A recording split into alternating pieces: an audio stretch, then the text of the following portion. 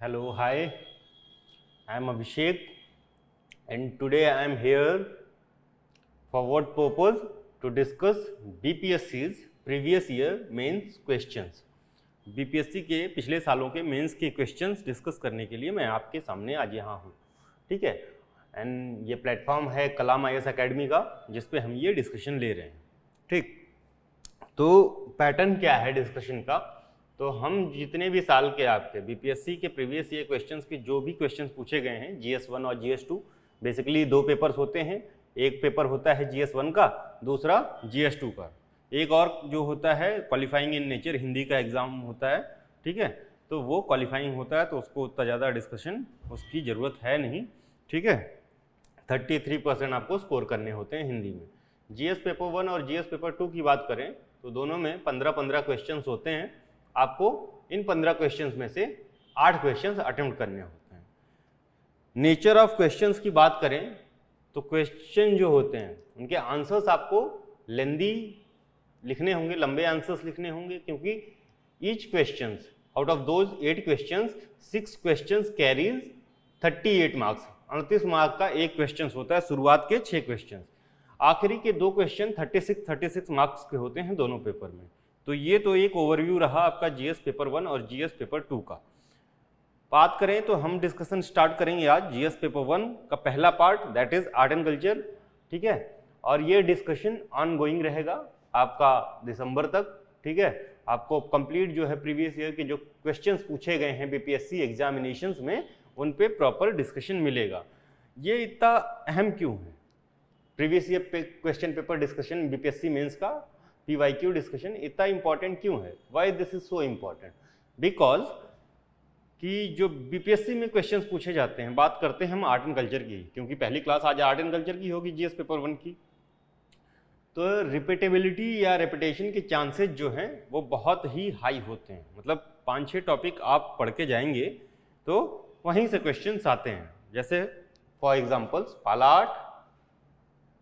Art, जो पालाज थे बंगाल के, उनके समय का art, architecture, sculpture and painting. Mauryan art, architecture, sculpture, paintings बहुत ज़्यादा है नहीं इनके समय में। 2 मैगस्थनीज ने रेफरेंस दिया है कि पेंटिंग मिली थी, लेकिन कहीं मिली नहीं है, ठीक है। पोस्ट मॉडर्न टाइम में मिली है। और तीसरा इंपॉर्टेंट फेज है पटना कलम पेंटिंग।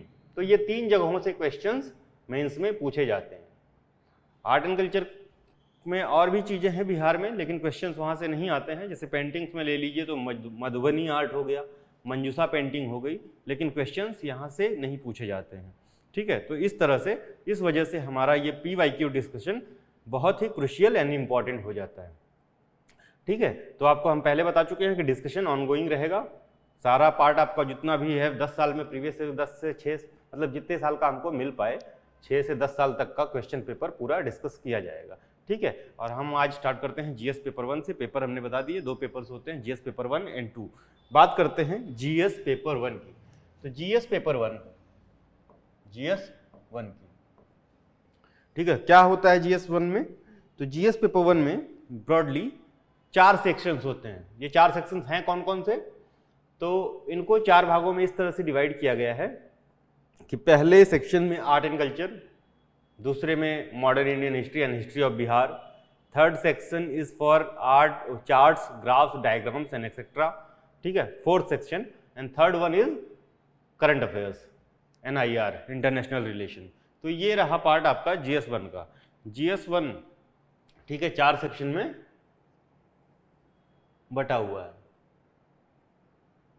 ठीक है, 4 सेक्शंस। नोट डाउन कर लें आप चाहें तो। पहले आर्ट एंड कल्चर, दूसरा है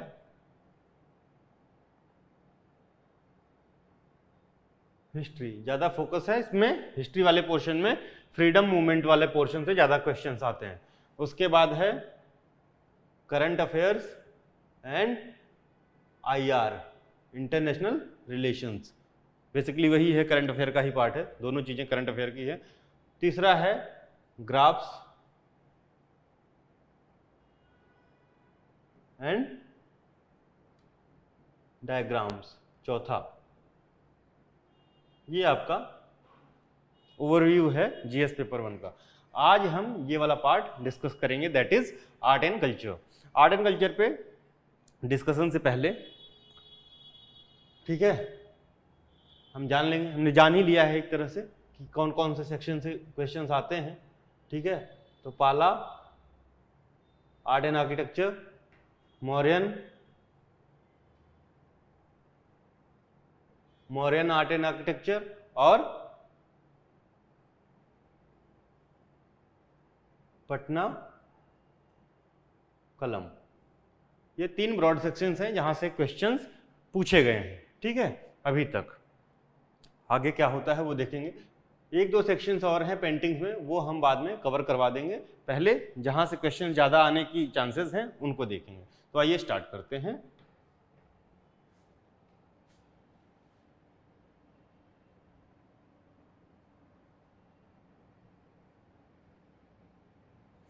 ओके, तो ये पटना कलम पे कुछ क्वेश्चंस हैं जो प्रीवियस ईयर्स में पूछे गए हैं। कौन कौन से क्वेश्चंस हैं पटना कलम पेंटिंग पे बीपीएससी मेंस में पूछे जा चुके हैं जो।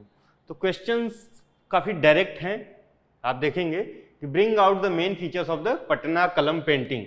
तो इसमें क्या पूछा गया है, main features of the Patna Kalam painting, ठीक है। सैलिएंट फीचर पूछा जाता तो अलग हो जाता, describe the salient feature of Patna Kalam painting, examine the salient feature of Patna Kalam painting.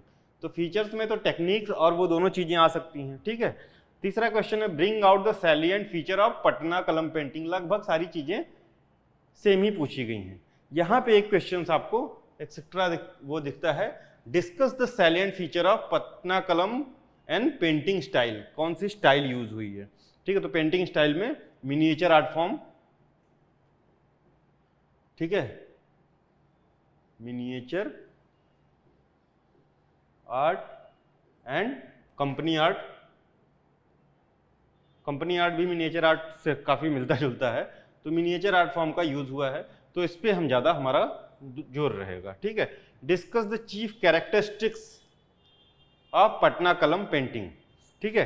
तो ये जो क्वेश्चंस की लेंथ एंड ब्रेथ है, ठीक है, जैसे chief characteristics, salient feature, discussion वाला सैलिएंट फीचर पे क्वेश्चन, एग्जामिनेशन वाले जो क्वेश्चंस आ गए, इनको अलग अलग पार्ट में हम अपने जो आर्ट एंड कल्चर का 4th मतलब या लास्ट लेक्चर होगा, या तो जीएस पेपर 1 खत्म होने के बाद जो लास्ट लेक्चर होगा, एक बार देखेंगे कि क्रिटिकल एग्जामिनेशन और इन सब में क्या डिफरेंसेस हैं, क्या एनालाइज और क्रिटिकल एग्जामिनेशन डिस्कस में क्या डिफरेंसेस हैं, वो हम देखेंगे। अभी हम पहले क्वेश्चन की तरफ बढ़ते हैं, that is bring out the main feature of the Patna Kalam painting, ठीक है। आइए स्टार्ट करते हैं।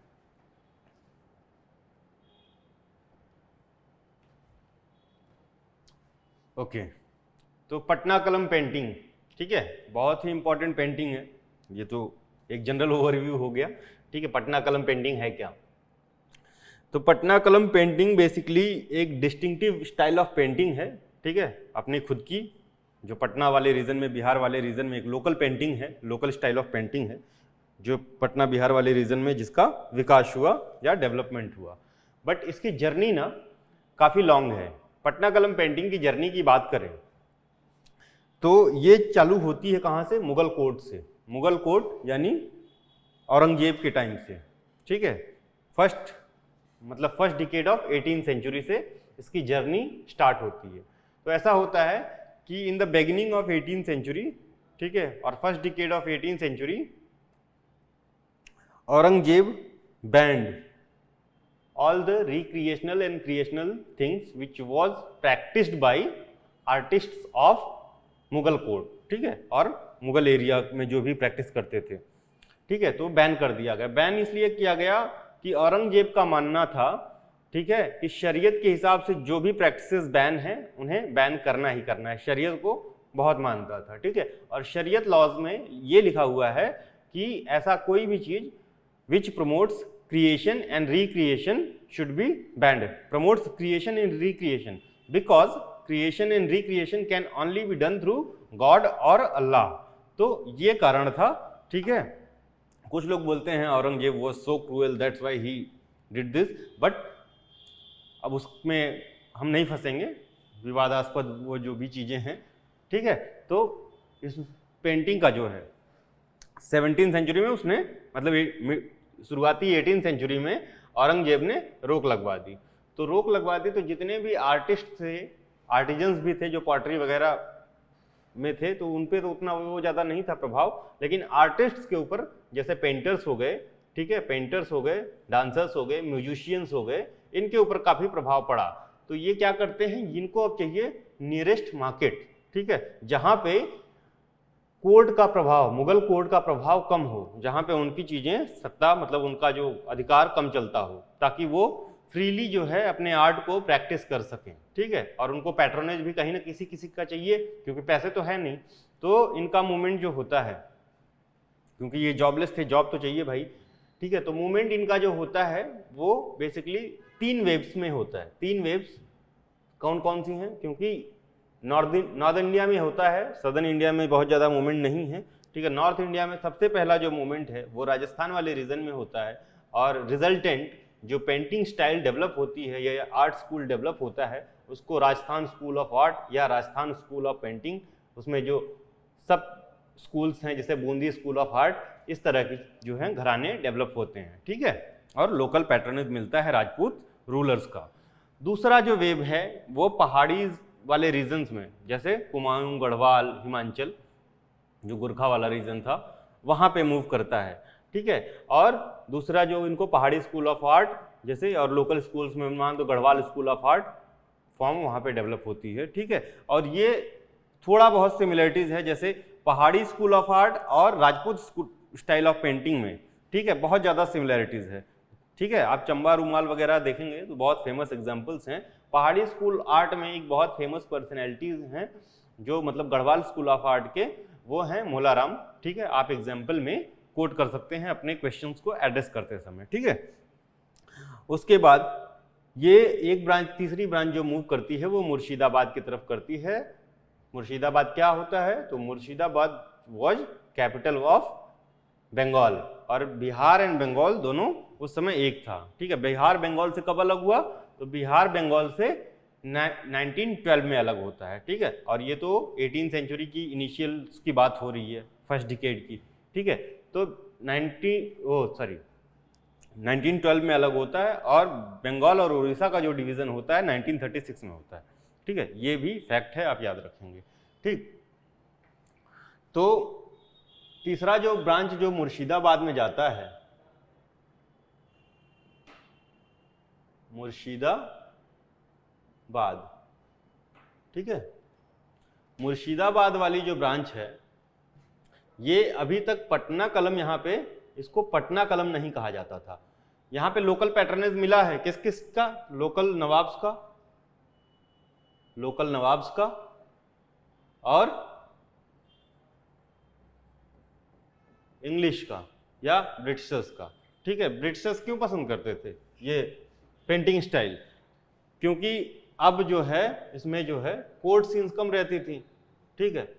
भारत के गांव के खलिहानों के खेतों के सीन्स ज़्यादा मिलते थे, ठीक है, मतलब जनरल लाइफ के सीन्स ज़्यादा होते थे, तो वो ये पेंटिंग्स पसंद करते थे और अपने यहाँ जाते समय घरों में यहाँ वहाँ पेंटिंग्स ले जाते थे। तो दो तरह से इनको प्रमोट किया गया, कहाँ पे, मुर्शिदाबाद वाले रीजन में। और ये बात है फर्स्ट डिकेड ऑफ 18वीं सेंचुरी टू 1857 वाला रीजन है, मतलब टाइम है। अभी तक जो है फुल फ्लेज डेवलपमेंट पटना कलम का नहीं हुआ है, ठीक है, नहीं हुआ है। अब टाइम आता है किसका, 1757 में बैटल ऑफ प्लासी होती है, ठीक है, बैटल ऑफ प्लासी में ब्रिटिशर्स विक्टोरियस होते हैं, और जो उपनवाब बनाया जाता है बंगाल का वो मीरन को बनाया जाता है। और मीरन जो है वो बिल्कुल जो है नीतियों में या उसकी पॉलिसीज जो हैं वो सिमिलर थी, औरंगजेब को वो भी शरीयत फॉलो करता था, तो इसने भी मुर्शिदाबाद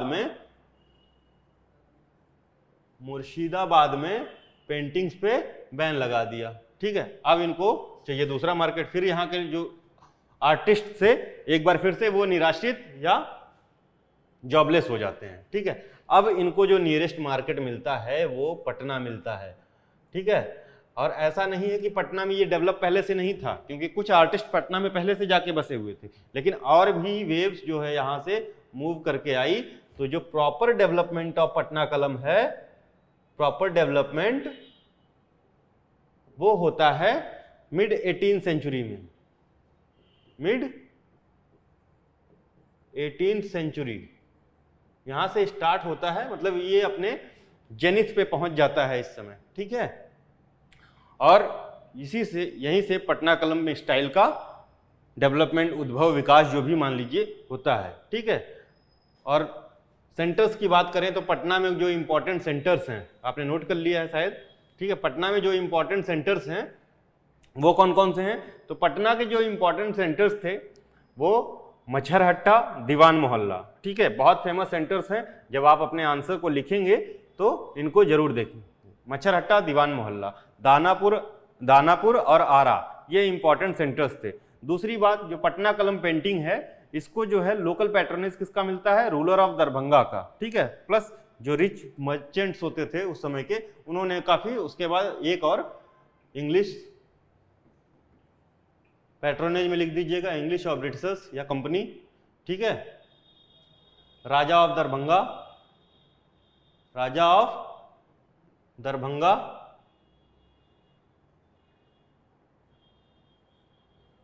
एंड रिच मर्चेंट्स, ठीक है। ये तीन लोग हैं, मतलब तीन सेक्शंस हैं जो इसको सपोर्ट करते हैं यहाँ पे, ठीक। तो ये पॉइंट जरूर आप मेंशन करें अपने आंसर में, ठीक। ये हो गया, तो हमने इसका जर्नी देख लिया, पटना कलम कैसे स्टार्ट हुई है, कैसे क्या है, ठीक है। अब हम एड्रेस करते हैं क्वेश्चंस को। क्वेश्चन को लिखना कैसे है, जैसे bring out the salient feature of Patna Kalam painting, इसको कैसे एड्रेस करेंगे, ठीक है। तो सबसे पहले तो इंट्रोडक्शन देंगे। इंट्रोडक्शन में क्या होगा? इंट्रोडक्शन आप जब लिखेंगे अपने आंसर का बीपीएससी मेंस एग्जामिनेशन में, तो 38 मार्क्स का क्वेश्चन है। और मैंने 2-3 कॉपीज देखी हैं जहाँ पे, जैसे वो आरटीआई में कॉपीज मंगाई जाती हैं बीपीएससी में, तो उन कॉपीज में जहाँ पे भी इंट्रोडक्शन थोड़ा छोटा लिखा हुआ है, ठीक है, थोड़ा छोटा लिखा हुआ है, वहाँ 1-2 मार्क की डिडक्शन है, 1-2 मार्क की कटौती की गई है, ठीक है। लेकिन इंट्रोडक्शन जहाँ बड़ा लिखा हुआ है, कुछ कंटेंट अच्छा है, तो वहाँ पे मार्क्स एक्स्ट्रा मिले। तो कोशिश कीजिए कि इंट्रोडक्शन थोड़ा सा बड़ा हो और हेल्दी हो। Healthy in the sense, healthy से क्या मतलब है यहाँ पे, कि उसके बैकग्राउंड को, जैसे पेंटिंग है, ज्यादातर बैकग्राउंड बेस्ड इंट्रो आप देंगे तो ज्यादा बेहतर होगा, जैसे पेंटिंग के बैकग्राउंड को कहीं ना कहीं सपोर्ट करता हो, ठीक है। एक तो ये हो गया पेंटिंग के बैकग्राउंड को।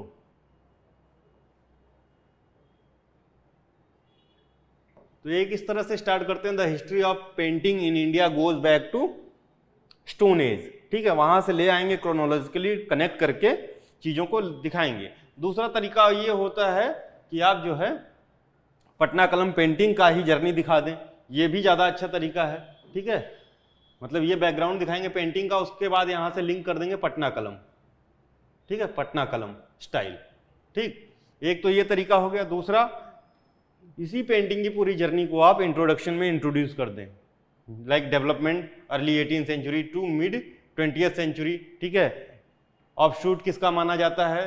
तो मुगल स्टाइल ऑफ आर्ट का माना जाता है। इसमें जो कुछ चीजें हैं, एसिमिलेशन है, वो यूरोपियन आर्ट का भी है, ठीक है। फेमस सेंटर कौन कौन से रहे हैं? पटना, आरा और दानापुर। इसी के साथ 1-2 पर्सनैलिटीज भी दे दें, ठीक है। पटना में सेंटर्स का नाम भी दे दें, दीवान मोहल्ला और मच्छरहट्टा, ठीक है। और influenced by daily life things like बाजार सीन्स, ठीक है, बाजार सीन्स, फेस्टिवल सीन्स एक्सेट्रा, ठीक है। तो ये इस तरह से आपका कुछ 2 तरह से एग्जांपल्स फ्रेम हो सकते हैं इंट्रो के, ठीक है। तो इंट्रो थोड़ा सा हेल्दी होना बहुत ज्यादा जरूरी है। अब आप जो है पटना कलम का सैलिएंट फीचर, ठीक है, तो उसको पॉइंट्स में लिखें, ठीक है, पॉइंट्स में लिखें, साथ में थोड़ा सा इंट्रोडक्शन जैसा कुछ जो है, जैसे मान लीजिए सैलिएंट फीचर को, अब हम मूव करते हैं दूसरी स्लाइड पे।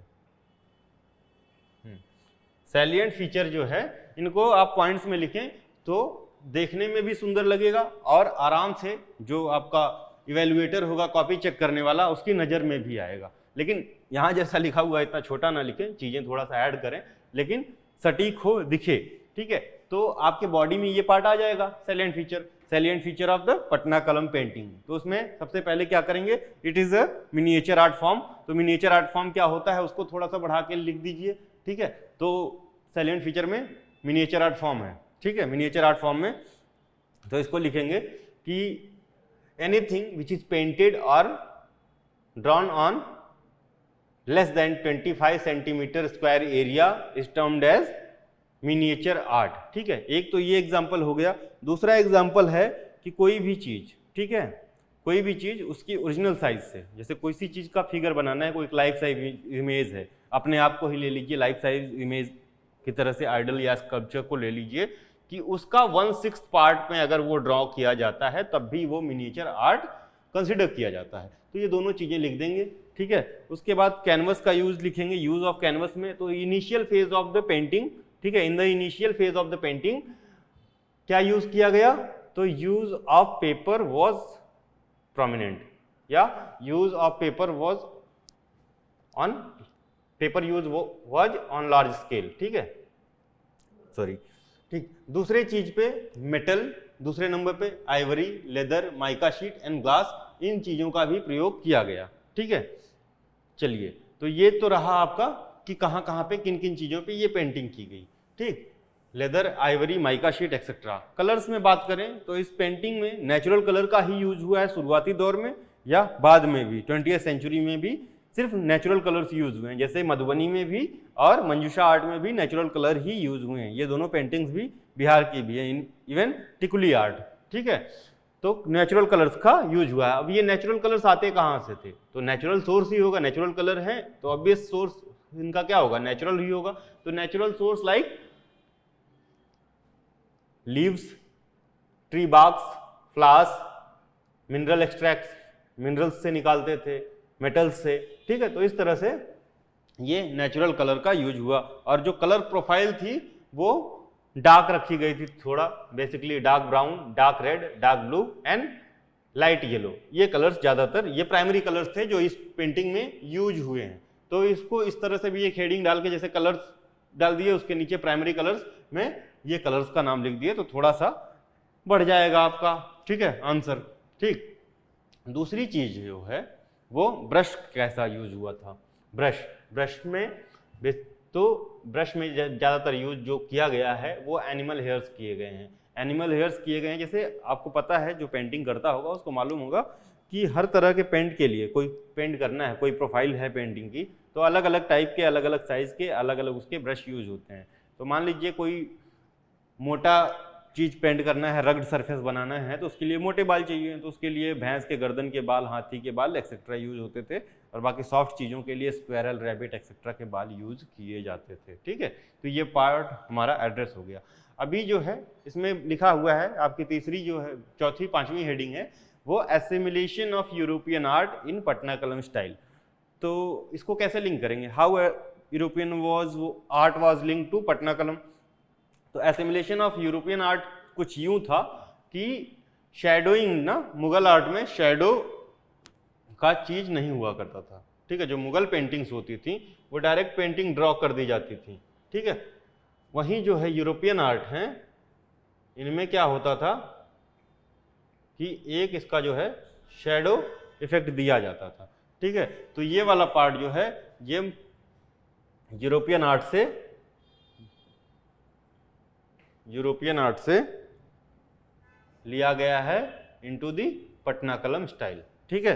तो ये चीज है, इसको क्लियर रखें आप अपने दिमाग में, ठीक है। Assimilation of Mughal and local art form, ठीक है। तो मुगल आर्ट फॉर्म भी है, तो मुगल आर्ट फॉर्म का क्या है, तो मुगल आर्ट फॉर्म में जो कलर्स के प्रोफाइल्स हैं, साइज है, ये सारे हम मुगल से इसमें आया है, ठीक है। बदला क्या है तो मुगल आर्ट में कोर्ट सीन्स ज़्यादा होते थे, यहाँ कोर्ट सीन्स बिल्कुल प्रेजेंट नहीं थे, ठीक है। डेली लाइफ की चीज़ें इन पेंटिंग्स में दिखती हैं। एक बहुत ही इंपॉर्टेंट चीज़ है वो है कजली स्याही टेक्निक। ये टेक्निक है क्या, कजली स्याही टेक्निक? तो kajli syahi technique is basically is a technique in which if you are drawing something like, तो आप क्या करेंगे, उसमें डायरेक्ट ब्रश से पूरा ड्रॉ कर देंगे, पेंसिल का कंटूर का यूज नहीं करेंगे, ठीक है। पेंसिल और कंटूर का यूज नहीं होता है, ठीक है। और दूसरे जैसे पेंट्स होते हैं, मान लीजिए मुगल स्टाइल के पेंटिंग है तो उसमें पहले कोई उनके आउटलेयर्स कंटूर्स बनाएंगे, उसके बाद उसमें कलर फिल करते हैं, लेकिन पटना कलम में ये सिस्टम नहीं है और इसी को हम कहते हैं कजली स्याही टेक्निक, यानी डायरेक्ट पेंट किया जाता है थ्रू ब्रश। ठीक है, तो ये है। और इम्पॉर्टेंट क्या है पटना कलम में, तो पटना कलम के और जो इम्पोर्टेंट फीचर्स हैं, तो इस पेंटिंग्स में बॉर्डर्स, फोरग्राउंड्स, बैकग्राउंड्स बिल्कुल नहीं होते हैं। ठीक है, नहीं होते हैं। ठीक, क्या क्या नहीं होता है, तो बॉर्डर, बैकग्राउंड और फोरग्राउंड नहीं होते हैं। ठीक है, ह्यूमन इमेजेस में सनकेन आइज होती हैं, लीन फेस होता है, लीन बॉडी होती है। ठीक है, तो ये कुछ इंपॉर्टेंट फीचर्स थे, सैलिएंट फीचर्स थे ऑफ पटना कलम पेंटिंग। ठीक है, चलिए आगे बढ़ते हैं।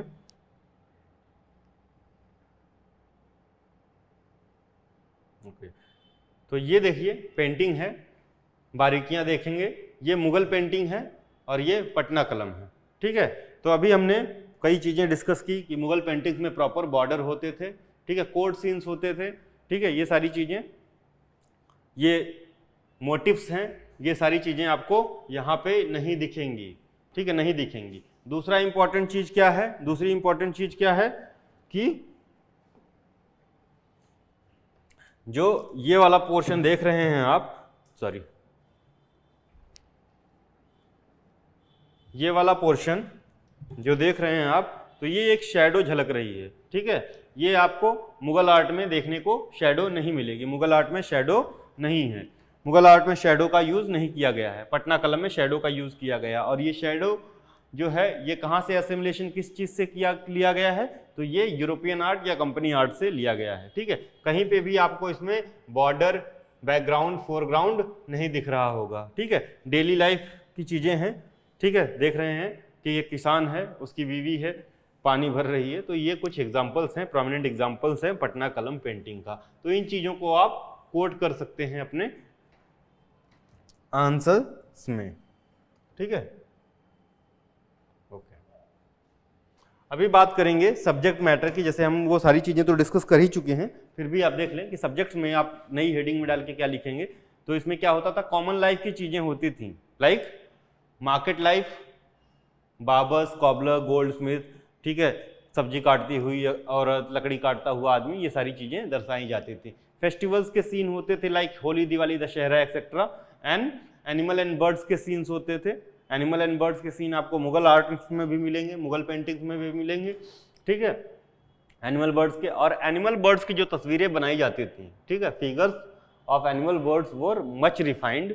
ठीक है, ठीक, क्यों मच रिफाइंड है, कैसे है, तो मच रिफाइंड का मतलब ये है कि एनिमल बर्ड में किसी बर्ड का तस्वीर बना रहे हैं तो उनमें बारीकियों पे बहुत ध्यान दिया जाता था, उनकी इंट्रिकेसीज पे बहुत ज़्यादा ध्यान दिया जाता था। ठीक है, इंट्रिकेसीज पे बहुत ध्यान दिया जाता था, जैसे उनके फेदर्स हों,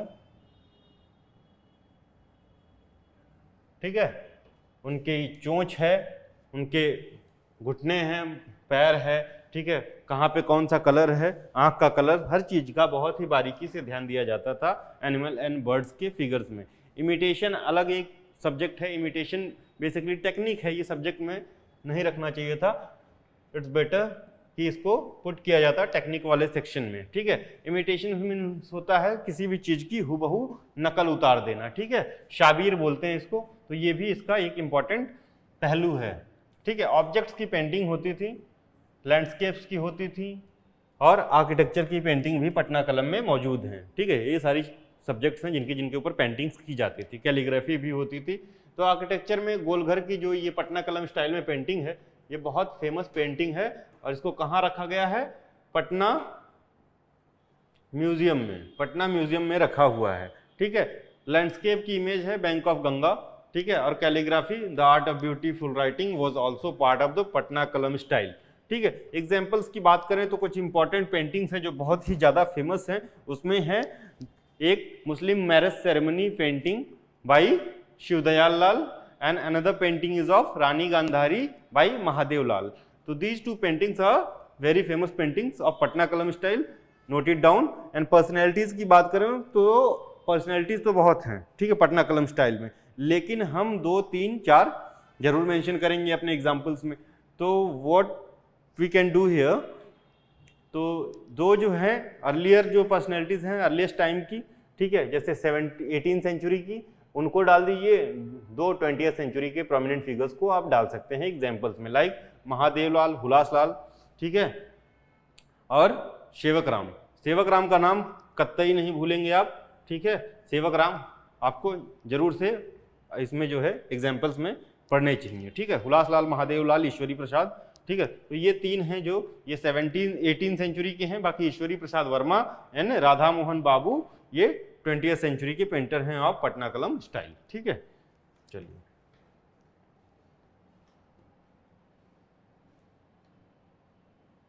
ट्वेंटियथ सेंचुरी के पेंटर हैं ऑफ पटनाकलम स्टाइल, ठीक। सॉरी, ये तो आपका फीचर हो गया पटनाकलम स्टाइल का। अब इसको कंक्लूड कैसे करेंगे, तो कोई भी नई चीज हुई हो, ठीक है, या प्रमोशन के लिए कुछ काम किया जा रहा हो पेंटिंग को, तो इस तरह से इसको कंक्लूड कर सकते हैं। इसका सोशल इम्पैक्ट क्या है, सारी चीज़ें, ठीक है, ये सारी चीज़ें लिख के आप पेंटिंग को कंक्लूड कर सकते हैं। जैसे in 2010 the government of Bihar has launched a theme based calendar for the promotion of the painting of Patna Kalam, ठीक है। तो this could be your conclusion, ठीक है। लेकिन इतने में काम नहीं चलेगा, तो और भी चीज़ें पेंटिंग के बारे में लिखिए, इसका impact on Bihar social life etcetera, ये चीज़ें आप लिख के क्वेश्चन को कंक्लूड कर सकते हैं। तो हमने आपको इंट्रो में भी बताया कि किस तरह दो इंट्रो हम बना सकते हैं अलग अलग तरीके के, ठीक है। एक तो आप पेंटिंग का जेनेसिस ले लीजिए, ठीक है, पेंटिंग का जेनेसिस ले लीजिए, then connect it through painting का genesis, then connect it through style of Patna Kalam और मुगल आर्ट से फिर जो है पटनाकलम पे ले आके इंट्रोड्यूस कर दीजिए। अनदर थिंग इज आप पटनाकलम की ही पूरी जर्नी जो है उसको जो है एक्सप्लेन करके इंट्रोड्यूस कर सकते हैं पटनाकलम स्टाइल को। दो तरीके से आप इंट्रोड्यूस कर सकते हैं, ठीक है। बाकी बॉडी में तो सिर्फ सिंपल सा पूछा है salient feature of the Patna Kalam painting, तो सैलिएंट फीचर आप बता देंगे या कैरेक्टरिस्टिक्स बता देंगे क्या क्या है, ठीक। तो ये रहा कुछ पहला क्वेश्चन हमारा आज का, दैट वाज ऑन पटनाकलम पेंटिंग। अभी हम दूसरा क्वेश्चन डिस्कस करेंगे। ओके, वेयर वी वर, तो we were on Pala art and architecture. हमने अभी तक जो खत्म किया है वो पटनाकलम स्टाइल ऑफ पेंटिंग खत्म हुई है, एंड हुई है। तो we are discussing here Pala art and architecture. Before starting will first discuss the questions asked in previous year BPSC examinations, ठीक है, on Pala art and architecture. तो स्टार्ट करते हैं। तो first question is discuss the feature of Pala art and architecture and its relationship with Buddhism. And question was asked in 65th BPSC in 2020. Another question is describe the salient feature of Pala architecture and structure. Painting is missing here. The question is asked in 47th BPSC 2007. Third question is critically examine the salient feature of Pala art. ये क्या बोल रहा है, examination के लिए, critical examination के लिए salient feature of Pala art, और पूछा कब गया है 43rd BPSC 2001 या 2001 में। Give a description of the main features of the Pala art in Bihar 41st BPSC 1997। So आप देखेंगे ना, तो nature of the question is not that cumbersome और डिफिकल्ट, डायरेक्ट क्वेश्चंस हैं ज़्यादातर, और उन्हीं पे हमको आंसर करना है। और आपको पता है कि ईच क्वेश्चन कैरीज 38 मार्क्स, तो यहाँ पे आपको डिटेलिंग की बहुत ही ज़्यादा ज़रूरत है, ठीक है। आपका आंसर जो है वो काफ़ी भरा भरा होना चाहिए, दिखना चाहिए। तो स्टार्ट करने से पहले तो हम पहला ही क्वेश्चन देखेंगे, discuss the features of the Pala art and architecture and its relationship with Buddhism. और सबसे ज़्यादा अगर वो वास्ट एरिया जो कवर करता है वो यही वाला क्वेश्चन कवर करता है, क्योंकि इसमें आपको बुद्धिज्म के साथ इसका रिलेशनशिप भी इस्टेब्लिश करना है आंसर में, ठीक है। तो आइए स्टार्ट करते हैं। और बाकी जो क्वेश्चंस के अदर डायमेंशंस हैं वो हम ये जो आर्ट एंड कल्चर वाला पार्ट लेने के बाद एक जो है छोटे से सेशन में अटेंड कर लेंगे, जैसे कि क्रिटिकल एग्जामिनेशन, एनालाइज, ठीक है, discuss etcetera. Okay, so let's move to the topic. Okay, here the chief question is discuss the features of Pala art and architecture and its relationship with Buddhism. Okay, 38 marks, one question. Okay, तो before starting या before going deep into the topic, we shall discuss the Pala rulers या Pala dynasty, ठीक है, तो पहले पालाज को discuss करते हैं, उसके बाद हम आंसर देखेंगे कैसे आंसर लिखना है ऑन पालाज। ठीक है, तो हु और पालाज, तो पालाज जो थे आपको पता है कि बंगाल में पालाज से पहले कौन सी डायनेस्टी थी, तो गौड़ा डायनेस्टी थी, और उसका फेमस किंग था Shashank. Shashank was the last ruler of the Gowda dynasty and who was killed by Harshvardhan के मारे जाने के बाद, हर्षवर्धन के द्वारा मारे जाने के बाद बंगाल में कोई बहुत बड़ी पावर जो है ना वो रही नहीं। जो छोटे छोटे राजा थे या गवर्नर्स थे, उन्होंने क्या किया, अपनी अपनी प्रिंसिपैलिटीज इस्टेब्लिश की, अपना अपना राज्य इस्टेब्लिश किया, स्वतंत्र हो गए, इंडिपेंडेंट हो गए। ठीक है, और कियोटिक जो सिचुएशन पूरे बंगाल में फैल गई। ठीक है, बहुत ज़्यादा कियोटिक सिचुएशन थी, हर जगह पे लूटपाट मार चालू थी, और ये सिचुएशन लगभग 100 to 150 लगभग 1.5 सेंचुरी तक चलती रही। तो शशांक जो मरता है वो 650 के आसपास मरता है। ठीक है, मतलब हर्षा वाला ही पीरियड है। ठीक, शशांक के मरने के बाद 750 में एक इलेक्टेड रूलर आता है। कौन इलेक्ट करता है, the people of the Bengal. People of the Bengal इसको थ्रोन पे बिठाते हैं, इसका नाम होता है Gopal, and he was considered as the founder of Pala dynasty. और पाला डायनेस्टी ये 750 टू बी एग्जैक्ट है ना, क्लियर डेट नहीं है, ये मान के चलिए, या मिड 8th सेंचुरी ज़्यादा बेटर होगा आपको, अगर कोई एग्जाम में आपको कोट करना है कि किसी टाइम फ्रेम क्या रहा होगा किसी रूलर का या किसी डायनेस्टी का, कब से स्टार्ट हुआ, आपको एग्जैक्ट डेट नहीं पता है, तो एक ये भी तरीका है कि आप उसको सेंचुरी में या डिकेड में लिखें, या जैसे मिड 8th सेंचुरी। ठीक है, ये सही तरीका होगा लिखने का। ठीक, अगर आप डेट लिखते हैं मतलब ईयर लिखते हैं और सही नहीं है तो वहाँ पे आपका नंबर कट सकता है, इसमें नहीं कटेगा। तो गोपाल स्टैब्लिश करता है, ठीक है, इलेक्टेड होता है by the people of Bengal itself. ठीक, तो ये पाला डायनेस्टी का फाउंडर होता है। The period of Gopal was also must chaotic. ठीक है, बहुत ज़्यादा केओस था। ठीक, तो इसके समय में बहुत ज़्यादा डेवलपमेंट्स देखने को नहीं मिलती हैं। ठीक है, बहुत ज़्यादा डेवलपमेंट्स देखने को नहीं मिलती है in the field of art and architecture. ठीक है, नहीं मिलती है, लेकिन एक रेफरेंस हमको मिलता है, that is of Odantapuri Mahavihara. Odantapuri, ठीक है, this is the Buddhist learning centre. ठीक है, और गोपाल के टाइम में ये स्टैब्लिश किया जाता है, गोपाल के समय में। ठीक, और ये जानकारी हमको कहाँ से मिलती है ये आप हमको कमेंट में बता सकते हैं। दिस इज नॉट रिलेवेंट, ठीक है, फिर भी ठीक। अब हो गया, ये आपको एक छोटा सा ब्रीफ मिल गया अबाउट पालाज। ठीक है, अब हम देखेंगे क्वेश्चंस को एड्रेस कैसे करेंगे। पहला जो है, सबसे पहले तो सब जानते हैं कि इंट्रोडक्शन होता है, इंट्रोडक्शन वाला पार्ट। ठीक है, उससे पहले हम देखेंगे क्वेश्चन को लिखना कैसे है।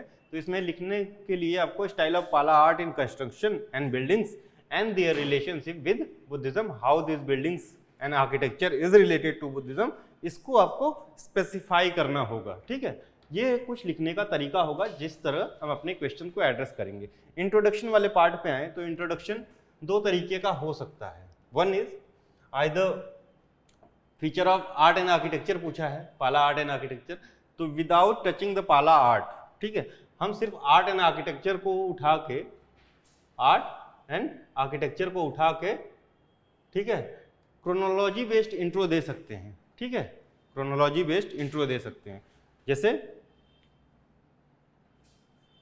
The history of art and architecture and monuments, date कब से स्टार्ट होती है, start since the time of IVC period. तो इसमें ऐसा लिखेंगे, the recent excavation shows the history of monuments and art and architecture dates back from period of IVC. ठीक है, लेकिन बीच में एक ह्यूज गैप होता है, इसको इंट्रोड्यूस करके 12 में हमको जो दिखता है वो मौर्यन पीरियड में दिखता है, लेकिन ये बहुत लेंदी हो जाएगा और उतना सूटेबल नहीं हो पाएगा। तो सिर्फ हम आर्ट एंड आर्किटेक्चर को एड्रेस करके इंट्रो कर सकते हैं। तो उसमें हम पाला डायनेस्टी, उनके आर्ट एंड आर्किटेक्चर, प्लस उन्होंने क्या किया, ठीक है, कौन कौन से पैट्रॉन्स रहे हैं, कैसे कैसे प्रॉस्पेरिटी हुई है due to art and architecture and peace in the time of Palas. तो इस तरह से इंट्रोड्यूस कर देंगे about Pala dynasty and their art and architecture and their extended rule in Bihar and eastern UP, क्योंकि वो फाउंड तो हुए थे बंगाल में ही। Palas were great patron of art and architecture, ठीक है, एंड देयर लॉन्ग टेन्योर, उनका टेन्योर कितना लंबा रहा है, लगभग 400 साल का, was full with peace and prosperity, resultant क्या रहा है उसका, ठीक है, progress in all fields of art and architecture. और आगे ऐड कर सकते हैं Pala art is also known as Magadha Banga art. Magadha means Magadh वाला रीजन बिहार का, and Banga means Bengal, Magadha Banga art, and these arts forms can be divided into 3 categories. जो पाला आर्ट फॉर्म को तो बहुत कैटेगरीज में आप डिवाइड कर सकते हो, लेकिन पाला आर्ट को हम चीफली या मेनली 3 कैटेगरी में डिवाइड करेंगे, दैट इज आर्किटेक्चर, स्कल्पचर और पेंटिंग। ये 3 चीजें हमको पाला के टाइम की देखने की मिलती हैं, ठीक है। पेंटिंग और स्कल्पचर की बात करें तो इनमें जो है कोड पैटर्नेज बहुत ज़्यादा देखने को नहीं मिलता है।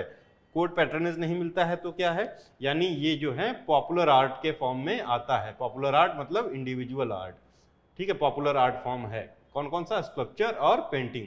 और वहीं जो है अगर आर्किटेक्चर की बात करें, सॉरी, पॉपुलर आर्ट फॉर्म है, ठीक है, जिसमें पेंटिंग और स्कल्पचर आता है। अगर आर्किटेक्चर की बात करें तो वो जो है वो कोर्ट आर्ट है पाला टाइम का, ठीक है। तो स्टार्ट करते हैं, ये तो हमारा एक छोटा सा इंट्रो हो गया। अभी हम आगे बढ़ते हैं और देखेंगे हमारी साइलेंट फीचर क्या क्या है पाला आर्ट के, ठीक है। तो ये पाला आर्ट में हम 3 चीज़ें कवर कर रहे हैं, क्या क्या, पेंटिंग्स, आर्किटेक्चर एंड स्कल्पचर। एक तरीका ये हो सकता है कि ड्रॉ टेबल, ठीक है, यहाँ पे इनके मेन सैलिएंट फीचर्स और तीनों के लिए टेबल बनाइए, जैसे स्कल्पचर के लिए, आर्किटेक्चर के लिए एंड पेंटिंग के लिए, यहाँ पे इन चीज़ों को फिल करिए, ठीक है। ये तरीका हो सकता है और ये ज़्यादा रिप्रेजेंटेटिव लगेगा, ठीक है, रिप्रेजेंटेबल लगेगा।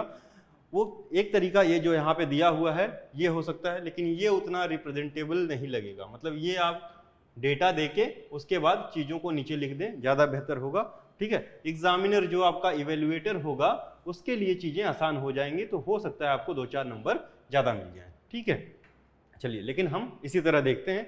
आइए स्टार्ट करते हैं salient feature of the sculpture of पाला पीरियड, ठीक है। तो पेन प्रमोटर्स या पर्सनैलिटी जो एसोसिएटेड हैं स्कल्पचर और पेंटिंग में, वो दोनों जगह एक ही आएंगे जो पॉपुलर आर्ट में है, धीमन और बिटपाल, ठीक है। ये दोनों कौन है, तो फादर एंड सन हैं और ये नालंदा के रहने वाले थे, ठीक है, धीमन और बिटपाल, ठीक। तो ये मेन प्रमोटर्स हैं या मेन डिजाइनर्स कह सकते हो, ठीक है, आर्किटेक्ट हैं किसके, पेंटिंग्स और स्कल्पचर के पाला पीरियड के। और ये जो कंटेम्प्रेरी किसके हैं, धर्मपाल और देवपाल के। धीमन जो है धर्मपाल का कंटेम्प्रेरी है और बिटपाल देवपाल का। तो आप देख रहे हैं गोपाल का नाम नहीं है। मैंने बताया था कि गोपाल के समय में कंडीशंस बहुत ज़्यादा सुधरी नहीं थी, क्योटिक कंडीशंस थी, तो उस समय आपको आर्ट एंड आर्किटेक्चर वाली फील्ड में बहुत ज़्यादा डेवलपमेंट देखने को नहीं मिलेगी। जो आपको डेवलपमेंट देखने को मिलेगी वो धर्मपाल और देवपाल वाले टाइम पीरियड में देखने को मिलेगी। और एक और रूलर है वो है महिपाल, महिपाल के टाइम पे, ठीक है। महिपाल के टाइम पे बेसिकली स्कल्पचर में आपको डेवलपमेंट्स देखने को मिलती हैं। मेन प्रमोटर्स देख लिया। यूज ऑफ मटेरियल क्या हुआ था, तो इसमें सबसे ज़्यादा कास्ट मटेरियल का यूज़ हुआ है। कास्ट मटेरियल यानी सांचे में ढला हुआ कुछ भी, ठीक है। ब्रोंज का यूज हुआ है, ठीक है, और स्टोन का यूज हुआ है। स्टोन कैसा यूज हुआ है, तो ब्लैक बसाल्ट रॉक यूज हुई है, जो आपका छोटा नागपुर प्लेटू वाले एरिया में मिलता है, जो कि बिहार में, अगर अभी प्रेजेंट वाले बिहार में गया में भी देखने को मिल जाता है। और इसकी इंडस्ट्री भी वही नवादा वाली है, नवादा और गया वाली, ठीक। ब्रोंज के लिए कुकरीहार एक नाम की जगह है गया में, कुकरीहार, ये फेमस इंडस्ट्री है कुकरीहार ब्रोंज स्कल्पचर्स के लिए, ठीक है। कास्ट मटेरियल, कास्ट मटेरियल में एक टेक्निक है बहुत ही पुरानी, वो है लॉस्ट वैक्स टेक्निक। इसका यूज पालाज के समय में होता था। लॉस्ट वैक्स टेक्निक, ये टेक्निक है ब्रोंज कास्टिंग के लिए यूज होती थी आईवीसी टाइम पे, ब्रोंज कास्टिंग के लिए ही, ठीक है। आईवीसी पीरियड से ये टेक्निक यूज हो रही है। क्या होता है इस टेक्निक में, तो कोई सांचा लिया जाता है टेराकोटा टाइप का, ठीक है, उसमें जो है वैक्स फिल की जाती है पहले, ठीक है, फिर एक जो है उसमें हल्का हल्का सा छेद किया जाता है, उसके अंदर जो है वैक्स के अंदर हल्का हल्का छेद करके उसमें मोल्टेन जो है आपका ब्रोंज जो है फिल किया जाता है। और जब मोल्टन ब्रोंज जाता है तो थोड़ी देर के बाद जो आपकी वैक्स है वो पिघल के निकल जाती है, रिजल्टेंट आपको आपका स्कल्पचर सेम मॉडल में मिल जाता है। तो ये है लॉस्ट वैक्स टेक्निक, ठीक है।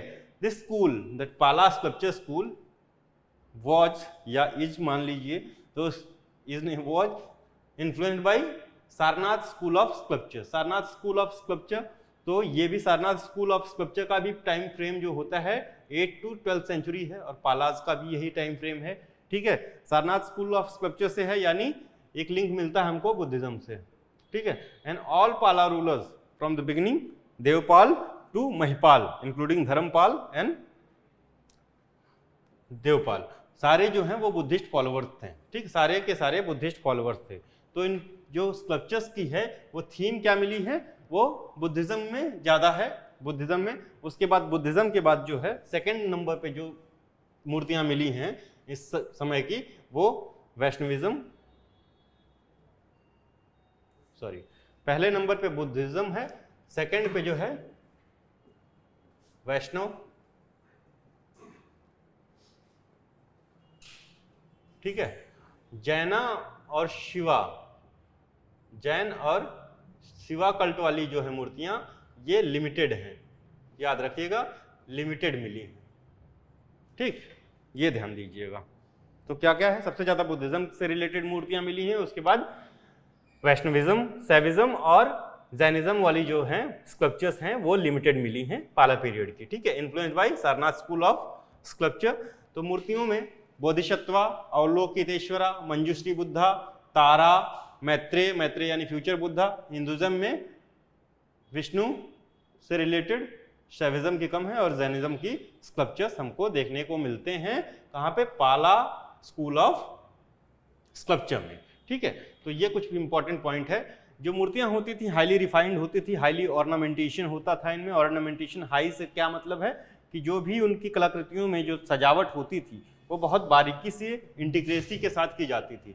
अब ये देखिए, हर चीज़ जो है आपका, जैसे ये ब्रोंज की फिगर है तो ब्रोंज से ही बना हुआ हर चीज़ आपको यहाँ पे देखने को मिलेगा, ठीक है। ज़्यादातर आपको बुद्धा की आइडल्स मिलेंगी, ये स्टोन में है, बाकी सब ब्रोंज में है, ठीक है। तो ये कुछ एग्जाम्पल्स हैं समय के, ठीक है, स्कल्पचर्स के।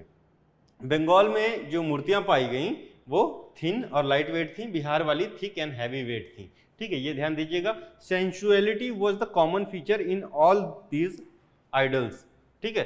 जैसे ये वाला जो सेंसुअलिटी है ना, ये यहाँ पे भी, और मौर्यन जो स्कल्पचर्स हैं, ठीक है, स्कल्पचर्स ऑफ मौर्यन टाइम में जो मिले हैं वहाँ पे भी यही चीज़ आपको देखने को मिलेगी। सेंसुअलिटी का क्या मतलब है, सेंसुअलिटी मीन्स उनकी जो ब्यूटीज हैं उनको उभार के दिखाया गया है, वो भी ज़्यादा फोकस जो किया गया है वो अगले भाग पे किया गया है, बैक साइड में उतना ज़्यादा ध्यान नहीं दिया गया। चाहे आप दीदारगंज की यक्षिणी ले लीजिए, चाहे यहाँ की मूर्तियाँ ले लीजिए, ये सब एक ही तरह से ब्यूटीफुली कार्व की गई हैं, ठीक है। और उनके फ्रंटल लुक को ज़्यादा ध्यान दिया गया है, फ्रंटल लुक पे ज़्यादा ध्यान दिया गया है, ठीक है, ठीक, फ्रंटल लुक पे ज़्यादा ध्यान दिया गया है। Was clearly visible in these sculptures, sensuality, ठीक। Famous centres Nalanda, Gaya, Gaya for stone sculptures and Kurkihar for metal sculptures. These are the famous centre of Pala school of sculpture. Okay, examples की बात करें तो एक सन आइडल मिली है धर्मपाल के टाइम की गया से, एंड बुद्धा तारा की जो मिली है वो कहाँ से मिली, ये वज्रयान तारा जो है, तारा is the goddess of Vajrayana Buddhism. It means that Pala art was highly influenced by Tantricism, tantric Buddhism, ठीक है, Tantricism से काफी ज्यादा इन्फ्लुएंस था पाला आर्ट। तो इसका एग्जाम्पल आप जो है मॉडर्न लाइफ में या आज के समय में कैसे इसको रिलेट कर सकते हैं कि पाला आर्ट वाज, या बंगाल में जो बंगाल का पाला आर्ट है तो ये तंत्रिज्म से काफ़ी ज़्यादा इन्फ्लुएंस था। तो ये आज हमें कहाँ पे देखने को मिलता है, तो ये किंवदंतियाँ हैं या कॉमन सेइंग्स हैं। आप देखते होंगे कि लोग कहते हैं कि बंगाली पीपल्स डू जादू टोना एक्सेट्रा, ठीक है, वो करते हैं। तो वो कहीं से नहीं निकल के आया, ये हिस्टोरिकल बैकग्राउंड है जो आज भी लोगों के मुख पे मुंह रहता है, ठीक है, ओरली आज भी आपको पता चलता है, ठीक है, कि तंत्रिक बुद्धिज्म का जो वो था डेवलपमेंट, वो वाला रीजन ये बंगाल ही था। बाद में आपका जो है थेरवाडा स्कूल ऑफ बुद्धिज्म जो है आपका तिब्बत वगैरह में फैलता है धीरे धीरे धीरे धीरे, लेकिन उसका जो मेन नर्व सेंटर है वो बंगाल ही रहा है पाला डायनेस्टी के समय से ही। ठीक है, तो ये तंत्रिज्म आपको हर जगह इनके स्कल्पचर्स में, आर्किटेक्चर में और पेंटिंग्स में भी देखने को मिलेगा। ठीक है, मतलब इनके इन्फ्लुएंसेस। ठीक है, चलिए आगे बढ़ते हैं। Okay, now salient features of the Pala architecture. We have covered already the sculpture phase and now we are moving towards architecture of Pala time. ठीक है, तो इसमें बहुत ज़्यादा कुछ नहीं है। ठीक है, क्यों ज़्यादा कुछ नहीं है? Because this school was highly influenced by Orissa school of temple architecture. Orissa school of temple architecture, तो क्या होता था Orissa school of temple architecture में? Here I have put an image of Siddheshwara temple of Asansol. This temple is Siddheshwar Mahadev temple. Siddheshwar Mahadev temple it is based इन आसनसोल। ठीक है, तो ये पाला पीरियड का बेसिकली धर्मपाल के टाइम का टेम्पल है। तो इसमें आप देख रहे होंगे जो आपको उड़ीसा स्कूल ऑफ आर्ट का जो सबसे प्रोमिनेंट फीचर है वो इसके शिखर का जो है ये कर्विलिनियर डिजाइन है। देख रहे होंगे, आपको क्लियरली विजिबल होगा कर्विलिनियर डिजाइन ऑफ शिखरा। ठीक है, तो यही जो है ये इस तरह से उड़ीसा स्कूल ऑफ आर्ट से इन्फ्लुएंस है। और इसका जो एमलक होता था ये काफी लार्ज होता था। ठीक, शिखर, ठीक, ये काफी लार्ज होता था एमलक।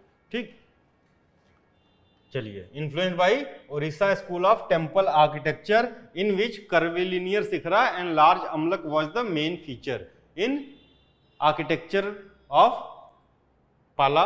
This thing was also visible because it was highly influenced by Odisha school of architecture. Use of Bengal roof technique was also the common feature that was broadly used in Pala school of architecture. ठीक है, तो ये कैसे है, क्या है Bengal roof technique? Bengal roof technique is nothing but one dimensional design of roofing. जैसे आप छत बना रहे हैं तो ये एक डायरेक्शनल में एक तरफ छत का जो है झुकाव एक ही तरफ रहेगा, ये है बंगाल रूफ टेक्निक। ठीक, अभी आपको 2D जो रूफिंग है वो इस तरह से कुछ होती है। ठीक है, ये 1D रूफिंग है, तो ये भी पाला आर्किटेक्चर का बहुत ज्यादा फेमस वो रहा है।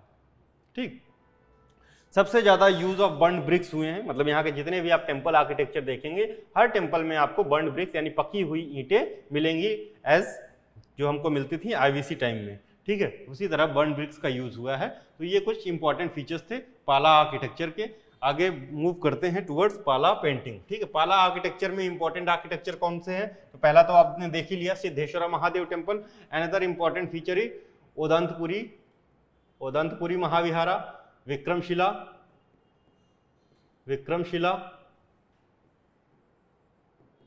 और क्या है, विक्रमशिला के बाद सोमपुर महाविहारा, सोमपुरा और अर्धमंडपा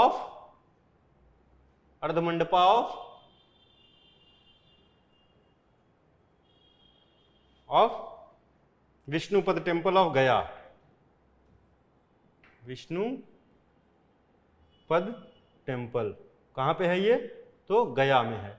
तो ये कुछ इंपॉर्टेंट जो है एग्जांपल्स हैं वो आपके पाला आर्किटेक्चर के हैं। ठीक है, इनको आप नोट डाउन कर लें, हम आगे बढ़ते हैं उसके बाद। ठीक है, चलिए, शायद कर लिया होगा अब तक आपने। ठीक, चलिए,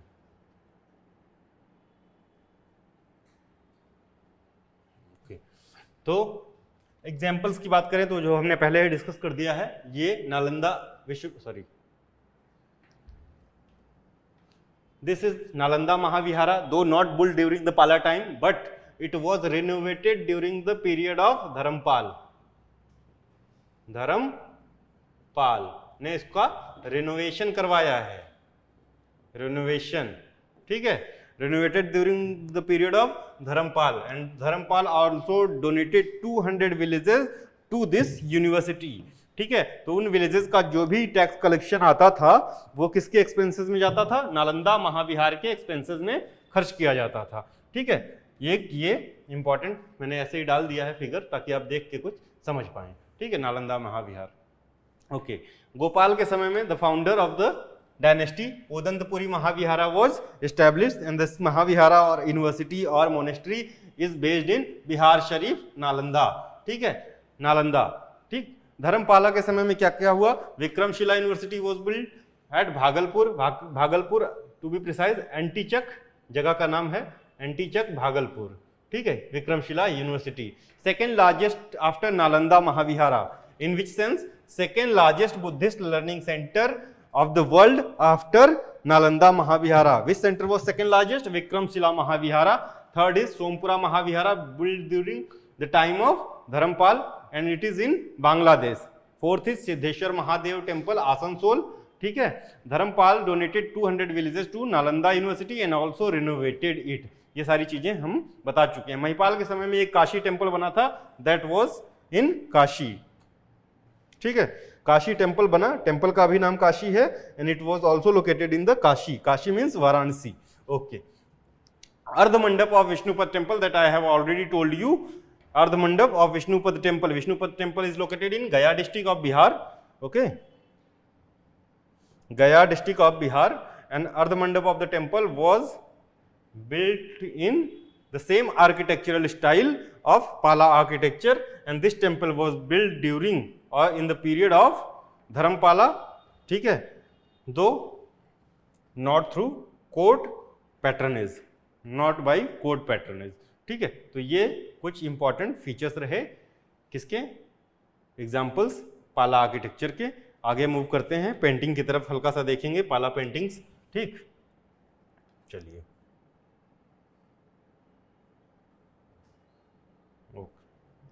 now come to the paintings, Pala paintings, paintings of the Pala's time, ठीक है। तो influenced by Ajanta school of painting, तो ये एक इन्फ्लुएंस हो सकता है, ठीक है, नॉट टोटली।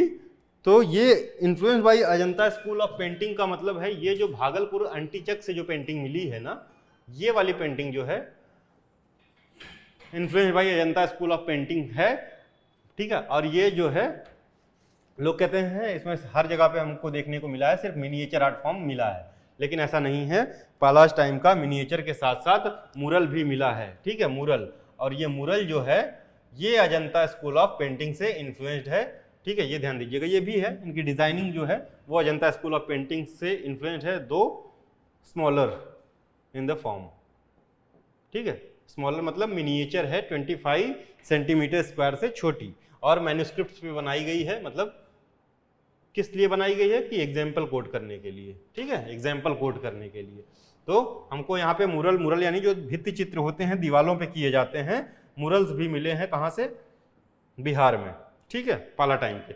जो कलर का यूज होता था, red blue black and white colours use होते थे, कलर प्रोफाइल, ठीक है। पाला रूलर्स वेयर, तो ये पेंटिंग के बारे में बहुत कुछ नहीं है, मिनिएचर और मुरल दोनों मिले हैं, ठीक है, कलर्स प्रोफाइल भी मिल गया है। बहुत ज़्यादा पेंटिंग्स नहीं मिली हैं, पेंटिंग्स बहुत कम है, ज़्यादातर पेंटिंग जो मिली हैं वो मिनिएचर मिली है, मिनिएचर आर्ट फॉर्म मिली है, वो भी मैन्युस्क्रिप्ट्स के बीच में बनी हुई पेंटिंग्स होती थी, ठीक है। किस लिए? क्योंकि एग्जाम्पल की तरह यूज की जाती थी ये पेंटिंग्स। और वही चीज़ देख रहे हैं आप कि यहाँ पे भी सेंसुअलिटी का काफ़ी ध्यान दिया गया है, ठीक है, सेंसुअलिटी का मीन्स ब्यूटी को उभार के दिखाने का ध्यान दिया गया है। ब्रेस्ट वगैरह देखेंगे तो काफ़ी जो है वैसे बनाए गए हैं, ठीक, इनकी पेंटिंग्स में। वही हाल आपको मॉरेन्स में मिलते हैं, मॉरेन्स में जो पेंटिंग्स हमें मॉडर्न टाइम की अवेलेबल नहीं है हमारे पास, मतलब नहीं है क्या, मिले नहीं है तो नहीं ही है, लेकिन मैगस्थनीज ने कोट किया है कि दे वर पेंटिंग्स ड्यूरिंग मॉडर्न टाइम्स, लेकिन ये प्रूव्ड कहीं पे नहीं है, ठीक। तो ये पाला पेंटिंग्स है। अभी हम कंक्लूड करेंगे, तो कंक्लूजन में लिख सकते हैं the Pala rulers were followers of Buddhist religion and therefore great Buddhist influence on their art is clearly visible, but Hindu and Jaina influences can also be seen in Pala art, ठीक है। तो ये एक तरह से दो काम कर रहा है ये आपका कंक्लूजन। एक तो रिलेशन बिल्ड कर रहा है किसके साथ, बुद्धिज्म के साथ, इनके आर्ट एंड आर्किटेक्चर का, और दूसरी चीज ये आपके आंसर को कंक्लूड भी कर रहा है क्योंकि आंसर ऑलरेडी लंबा हो चुका है, ठीक है। तो इस तरह से हमारा कुछ लिखने का तरीका होगा। तो आज हमने दो जो है टॉपिक्स कवर किए हैं। पहला क्या है, पहला टॉपिक कौन सा कवर किया, पटना कलम पेंटिंग, पटना कलम पेंटिंग उसके सारे जो छोटे छोटे पार्ट्स हैं वो बारीकी से कवर किया गया, दूसरा पाला आर्ट कवर किया है, ठीक है। तो दोनों चीज़ें आप ढंग से देख लें, याद करें। बाकी जो अगला लेक्चर है वो होगा मौर्यन आर्ट एंड आर्किटेक्चर पे, और वो कल जो है आपका लेक्चर आपको मिलेगा, ठीक है, मौर्यन आर्ट एंड आर्किटेक्चर पे, ठीक। इसी के साथ जो है major portion of the art and culture section of BPSC previous year question discussion cover हो चुका है, ठीक है। मतलब अगर मॉडर्न आर्ट कवर कर लेंगे तो मेजर पोर्शन कवर होगा। आज के लिए ही इतना ही। थैंक यू, धन्यवाद, थैंक्स फॉर वॉचिंग।